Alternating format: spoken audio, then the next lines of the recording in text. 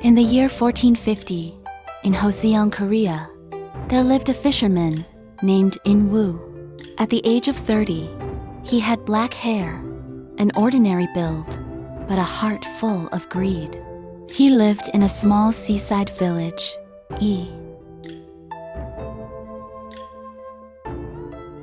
One morning, In-woo went out to sea as usual, but when he pulled up his fishing net, he found a strange wooden box. Inside, it was filled with gold and jewels, clearly belonging to some noble or offic.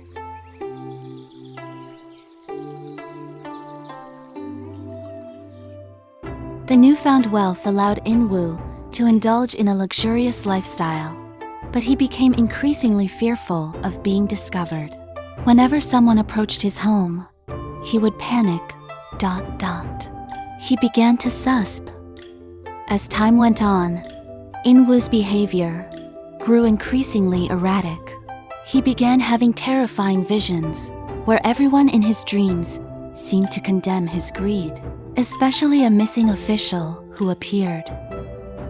One night, a ghostly figure dressed as an official appeared before In-woo, warning him that if he didn't return the treasure, he would face dire consequences. In-woo woke up in a cold sweat, filled W. In-woo became increasingly isolated, no longer going out to fish. He feared that other fishermen would discover his secret, but what he didn't realize was that he had already attracted a much greater.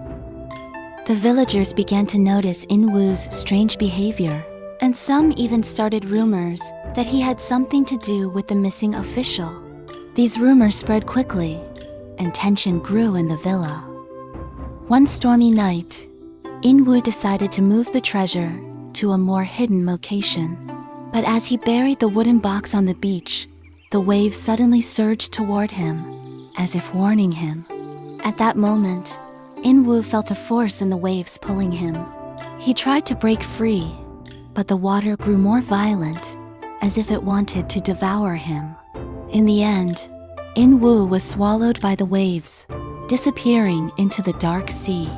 The next day, the villagers found his boat and the scattered treasure, but In-woo was never seen again. The villagers were shocked and puzzled when they discovered the treasure. Uneasy about In-woo's disappearance, they began to speculate about the origin of the riches. Some of the village elders believed. The village officials soon learned of the discovery and sent investigators to trace the origin of the treasure. A young official suspected that the riches might belong to a missing noble. The village. After several days of investigation, the officials confirmed that the treasure indeed belonged to a noble who had disappeared months ago. The noble's family had offered a large reward for the return. In-woo's home became the focal point of the investigation. Officials found several clues related to the treasure inside his house. This discovery deepened the villagers' suspicions, and rumors spread. Months passed, and there was still no word of In-woo.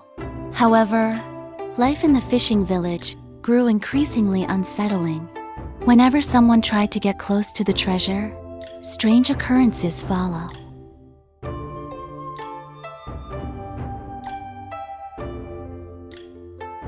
As the strange events continued, the villagers decided to return the treasure to the government.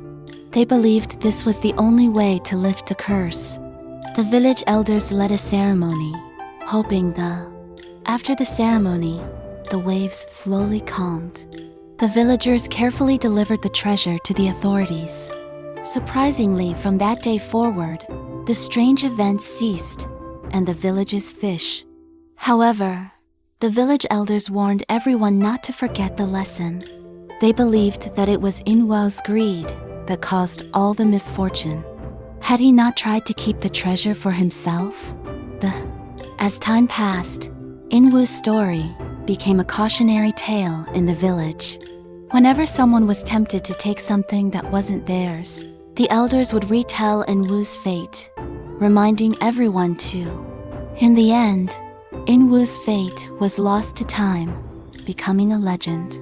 Though nothing like it ever happened in the village again, his story remained a permanent reminder that greed would always lead to disaster.